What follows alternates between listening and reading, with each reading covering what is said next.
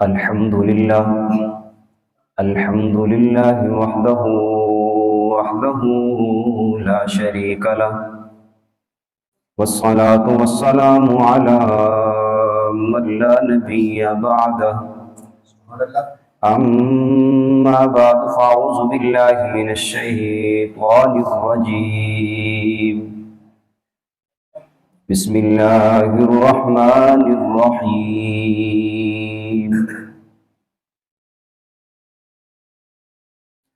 يا أيها الذين آمنوا اتقوا الله ولتنظر نفس ما قدمت لغد واتقوا الله إن الله خبير بما تعملون. قال رسول الله صلى الله عليه وسلم: أوصيتك بتقوى الله عز وجل فإنه أزين لأمرك كله. صدق الله العظيم وصدق رسوله النبي الكريم، ونحن على ذلك لمن الشاهدين والشاكرين، والحمد لله رب العالمين. اللهم صل على محمد وعلى آل محمد كما صليت على إبراهيم وعلى آل إبراهيم إنك حميد مجيد. اللهم بارك على محمد وعلى آل محمد كما باركت على إبراهيم وعلى آل إبراهيم إنك حميد مجيد.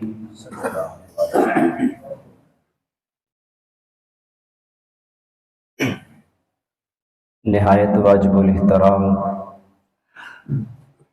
سامعین قدر، رمضان المبارک کا آخری اور الوداعی جمعہ ہے۔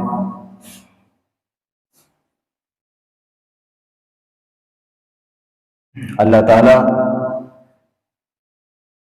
آئندہ بھی ہمیں شریعت کے مطابق، اسلامی تعلیمات کے مطابق زندگی گزارنے کی توفیق عطا فرمائے۔ ہم میں سے ہر بندہ، ہر شخص، ہر مرد و زن اس بات کو بخوبی جانتا ہے کہ رمضان المبارک شروع ہونے سے لے کر آخری روزے تک میں نے کتنی عبادت کی، نبی کریم صلی اللہ علیہ وسلم کی تعلیمات کے مطابق میں نے کتنے دن گزارے، میں نے کتنی تہجدیں پڑھی، کتنے روزے رکھے، کتنے فرائض واجبات کا اہتمام کیا، کتنے نوافل اور مستحبات کو مد نظر رکھا، یہ ہر بندہ جانتا ہے۔ ان میں سے خوش قسمت وہ لوگ ہیں کہ جنہوں نے اس مبارک مہینے کو غنیمت سمجھا، یوں سمجھے کہ اللہ تعالیٰ نے ہمیں یہ رمضان المبارک کا مہینہ ایک تحفہ اور گفٹ دیا تھا،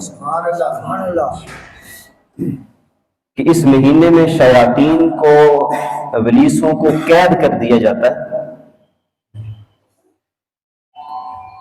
اور تمام مرد و عورت کی توجہ اللہ ہو جاتی ہے، اللہ کی طرف متوجہ ہو جاتے ہیں،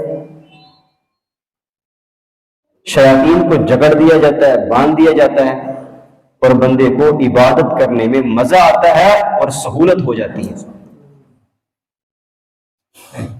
تو خوش قسمت ہے کہ جنہوں نے اس مہینے کو غنیمت سمجھ کے عبادت میں اس مبارک مہینے کو گزارا۔ لیکن کچھ لوگ وہ بھی ہیں کہ جنہوں نے اس مبارک مہینے کو ایسے ہی سمجھا کہ جیسے دوسرے مہینے ہیں، انہوں نے زندگی ایسے ہی گزار دی کہ جیسے پہلے گزارتے آ رہے ہیں۔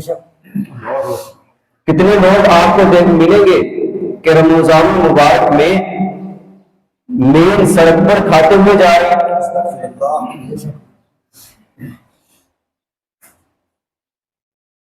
نہ اسلام اور شریعت کا حیا ہے اور نہ ہی ان کو اپنی ذات کا خیال ہے۔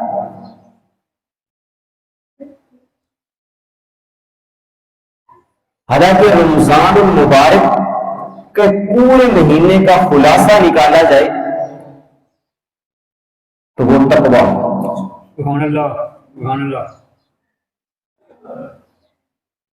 لیکن ہم نے جو عبادت کا حق تھا وہ حق ادا نہیں کر سکے۔ ویسے ہی غفلت، سستی، کاہلی میں ہم نے پورے رمضان مبارک گزار دیا۔ ہمیں اس پر استغفار، توبہ اللہ کرنی چاہیے، رجوع اللہ کرنا چاہیے۔ رمضان المبارک کے ایک مہینے میں عبادت، روزے رکھنے کا اور اس میں پورے مہینے کا فائدہ یہ ہوتا ہے کہ بندہ اپنے معمولات کو ترتیب دے کر پورے سال میں عبادت کرنے میں سہولت محسوس کرتا ہے۔ سبحان اللہ، سبحان اللہ۔ اس کی وجہ یہ ہے کہ ترتیب بن جاتی ہے۔ ایک بندے کا اللہ کے ساتھ لگاؤ ہو جاتا ہے۔ عام دنوں میں اتنا مسجد میں آنا جانا نہیں ہوتا، عام دنوں میں عبادت کی طرف اتنا متوجہ نہیں ہوتا آدمی، لیکن جب مسلسل ایک کام کو کرے گا تو اس کا وہ طریقہ کار بن جائے گا۔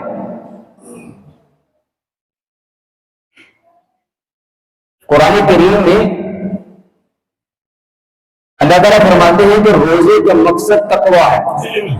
سبحان اللہ۔ اللہ تعالیٰ نے ایک جگہ فرمایا کہ یا ایھا الذین آمنوا اتقوا اللہ ولتنظر نفس ما قدمت لغد۔ یا ایھا الذین آمنوا، اے ایمان والو۔ کون لوگ؟ جنہوں نے کلمہ پڑھا۔ سبحان اللہ۔ مسلمانوں کو خطاب کیا جا رہا ہے کہ یا ایھا الذین آمنوا اتقوا اللہ، اللہ تعالیٰ سے ڈرو۔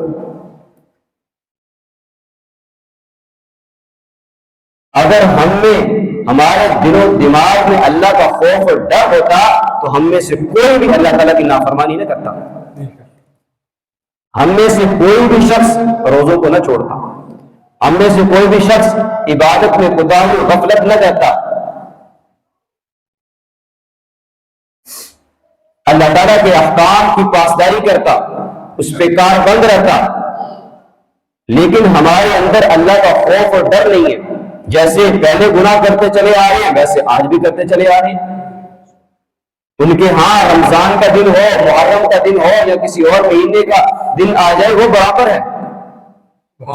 لیکن جس کے اندر اللہ کا خوف اور ڈر ہوتا ہے وہ ایک ایک قدم اٹھانے سے پہلے 100 دفعہ سوچتا ہے کہیں میں اللہ کی نافرمانی تو نہیں کر رہا۔ تو اللہ تعالیٰ نے فرمایا یا ایھا الذین آمنوا اتقوا اللہ، اللہ تعالیٰ سے ڈرو، ولتنظر نفس ما قدمت لغد۔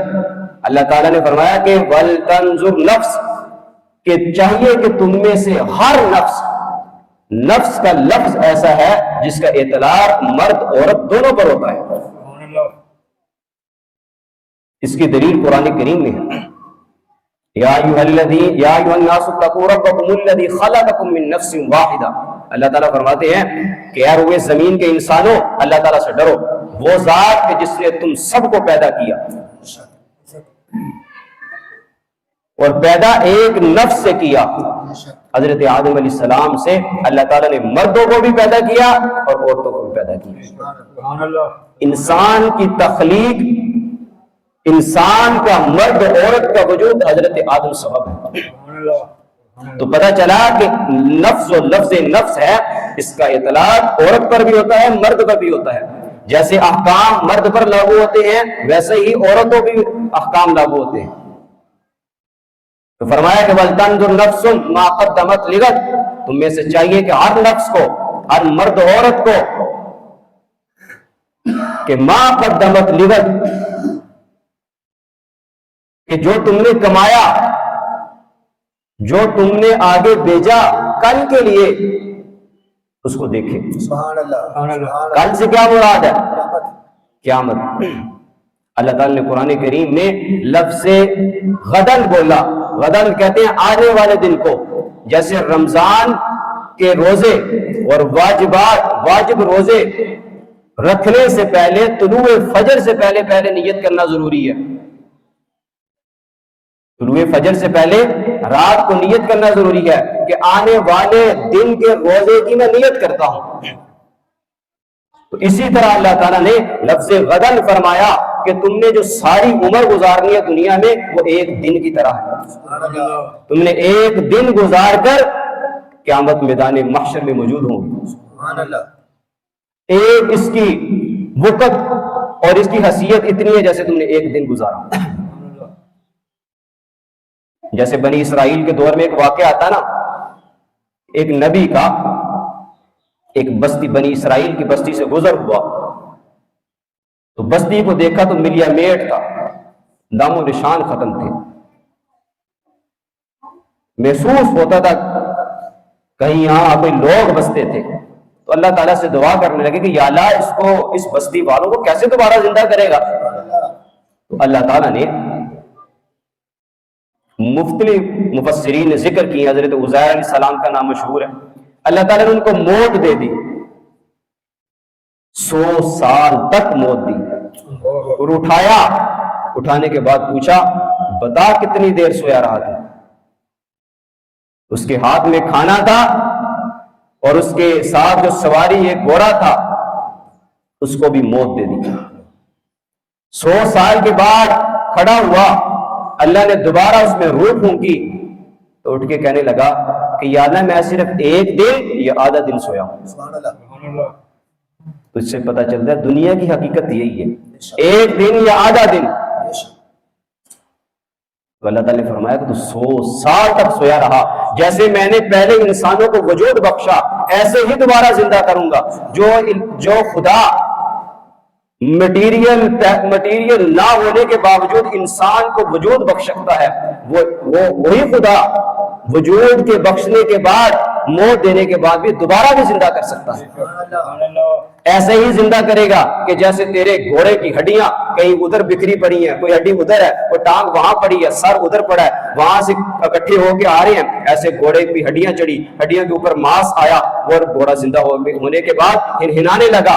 فرمایا کہ ایسے ہی زندہ کروں گا جیسے تجھے اور تیرے گھوڑے کو زندہ کیا. تیرا کھانا 100 سال تک ختم ہو گیا تھا اور 100 سال کے بعد ایسے تر و تازہ تیرا کھانا تیرے سامنے موجود ہے. سبحان اللہ. جیسے پہلے میں نے زندہ کیا تھا موت دینے کے بعد بھی ایسے ہی قبروں سے اٹھاؤں گا, ایسے ہی میدان ہر محشر میں پہنچو گے. سبحان اللہ. سبحان اللہ.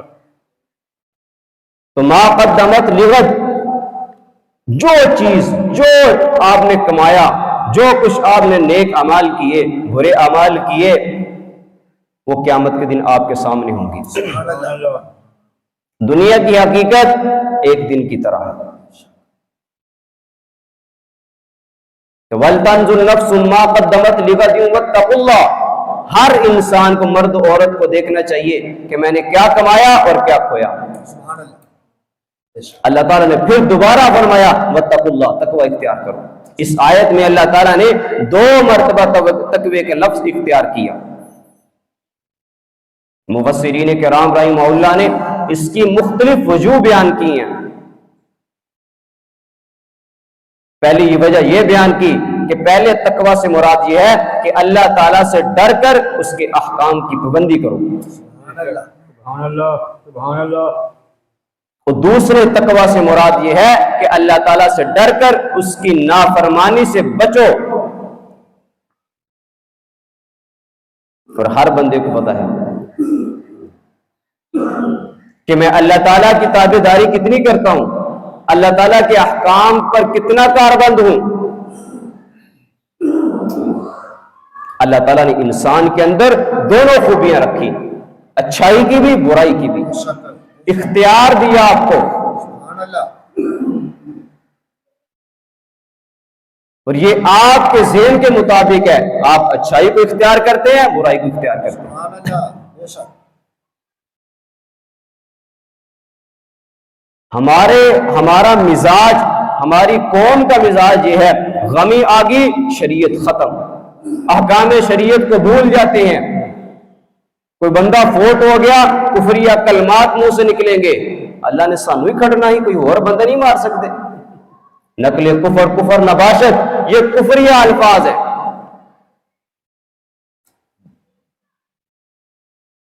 جب اللہ کا فیصلہ اٹک حقیقت ہے کہ میں تمہیں موت زندہ بھی کروں گا، وجود بھی بخشوں گا، موت بھی دوں گا، نہ اللہ تعالیٰ سے ہم کسی سے وجود کا حکم کر سکتے ہیں اور نہ کسی کی موت کو روکنے کا حکم کر سکتے ہیں۔ وہ خالق کائنات ہے، وہ خالق کل ہے، وہ خالق مطلق ہے، جس کو چاہے وجود دے، جس کو چاہے موت دے دے۔ سبحان اللہ، سبحان اللہ، بے شک۔ تھوڑی سی خوشی آ گئی، ہم شریعت کو ختم کر دیتے ہیں، شریعت کو بھول جاتے ہیں۔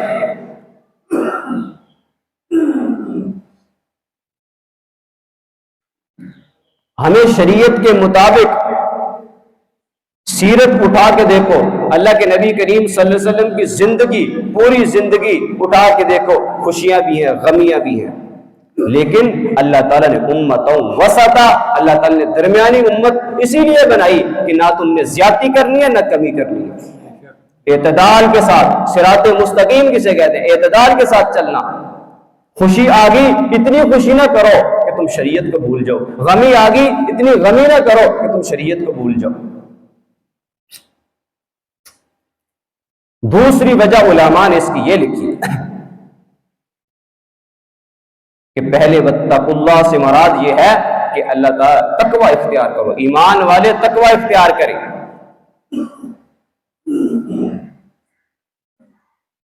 اور دوسرے واتقوا اللہ سے مراد یہ ہے خاص نیک لوگ مراد ہیں کہ وہ نیکی کے کام کرنے کی کوشش کرے اور برے کام کرنے سے بچنے کی کوشش کرے۔ سبحان اللہ۔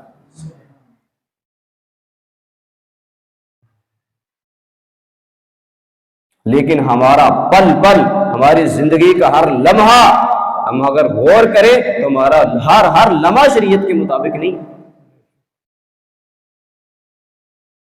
اللہ تعالیٰ کی پکڑ بڑی سخت ہے۔ ان اللہ خبیر بما تعملون، یہ نہ سمجھنا کہ اللہ تعالیٰ کو کیا پتا، یہ تو چھوٹا سا گناہ کر رہا ہوں، یہ معمولی سا گناہ کر رہا ہوں، میں تو چھپ کے کر رہا ہوں، کون دیکھ رہا ہے؟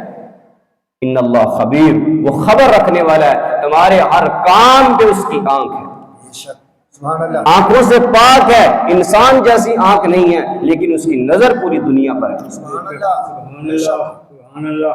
وہ یہ نہیں کہ تھوڑے سے کام کو اللہ دیکھ لیتا ہے، تھوڑے سے کو چھوڑ دیتا ہے۔ ان اللہ خبیر بما تعملون، ہر وہ کام جو تم کرتے ہو اس کی نظر ہے تمہارے اوپر۔ سبحان اللہ، بے شک۔ لیکن ہمارے اندر خوشی میں ہم شریعت کو چھوڑ دیتے ہیں، غمی میں دیکھو تو ہم شریعت کو چھوڑ دیتے ہیں، اللہ کا خوف اور ڈر نہیں ہے ہمارے اندر۔ بار بار اللہ نے تقوی کا حکم دیا۔ تقوی کسے کہتے ہیں؟ اللہ تعالیٰ سے ڈرنا، نافرمانیوں سے بچنا، اس کو تقوی کہتے ہیں۔ سبحان اللہ۔ اللہ کے نبی صلی اللہ علیہ وسلم نے فرمایا اوصیتک بتقوی اللہ عز وجل، کہ میں تمہیں ہر حال میں یہ وصیت کرتا ہوں کہ تم تقوی اختیار کرو، یعنی اللہ تعالیٰ سے ڈرو، اللہ کی نافرمانیوں سے بچو۔ فَإِنَّهُ أَزْيَنُ لِأَمْرِكَ كُلِّ، تقوی اختیار کرنے سے اللہ کا ڈر اور خوف دل میں پیدا ہوگا تو تمہارے سارے کام، اللہ کے نبی فرما رہے ہیں، اچھے انجام، اچھے طریقے سے پہنچ جائیں گے، سبحان اللہ، بے شک۔ سبحان اللہ۔ سبحان اللہ۔ اچھے طریقے سے سر انجام کو پہنچ جائیں گے۔ لیکن اللہ کا ڈر اور خوف نہ ہوگا تو تمہارے سارے کام بگڑ جائیں گے۔ بے شک، سبحان اللہ۔ قرآن کریم میں مسلمانوں کو متقین کے لقب سے پکارا گیا، یعنی جو گناہوں سے بچتا ہے وہ بھی متقین ہے، اور جو گناہ کر کے فوری توبہ کر لیتا ہے، اللہ کا ڈر اور خوف پیدا ہو جاتا ہے اور توبہ کرتا ہے، وہی متقی ہے۔ سبحان اللہ۔ سبحان اللہ، سبحان اللہ۔ انسان اس وقت انسان کہلانے کے لائق اور مستحق ہوگا کہ جب اس سے غلطی ہو جائے تو فوری اللہ کے آگے توبہ کرے، سبحان اللہ، دیکھا جائے گا۔ بے شک۔ بے شک۔ اخلاص کا وزن ہوگا، جتنا زیادہ اخلاص ہوگا اتنا زیادہ پلڑا بھاری ہوگا. سبحان اللہ سبحان اللہ. تو میدان محشر برحق ہے، تمہارے اعمالوں کو دیکھا جا رہا ہے، تمہارے اعمالوں کو لکھا جا رہا ہے. وہ قیامت کے دن تمہارے سامنے آئیں گے، سکرین کی طرح چلیں گے. بندے کا ذہن کہے گا ہاں میں فلاں وقت میں فلاں لمحے میں اس گناہ کو کیا تھا، فلاں لمحے میں فلاں وقت میں اس نیکی کو کیا تھا. سبحان اللہ. اس وقت انسان کا دماغ حاضر ہوگا، اس دماغ اس کو ایکسپٹ کرے گا یہ چیز میں نے کی تھی، یہ غلط کام کیا تھا، یہ نیک عمل کیا تھا، وہ آپ کے سامنے ہوگا. سبحان اللہ سبحان اللہ. سوائے اللہ کے نبی کی شفاعت کو کوئی نبی شفاعت نہیں کرے گا. سارے نبی معذرت کریں گے سوائے ہمارے پیغمبر کے. اس لیے رمضان المبارک کا مقصد یہ تھا کہ بندہ اپنی پوری زندگی کو ترتیب دے لے. اس میں یہ تھا کہ زیادہ بندے کی توجہ مسجد کی طرف ہوتی ہے، اپنا طریقہ کار کو درست کر لے کہ میں نے پورے سال کیسے گزارنا ہے.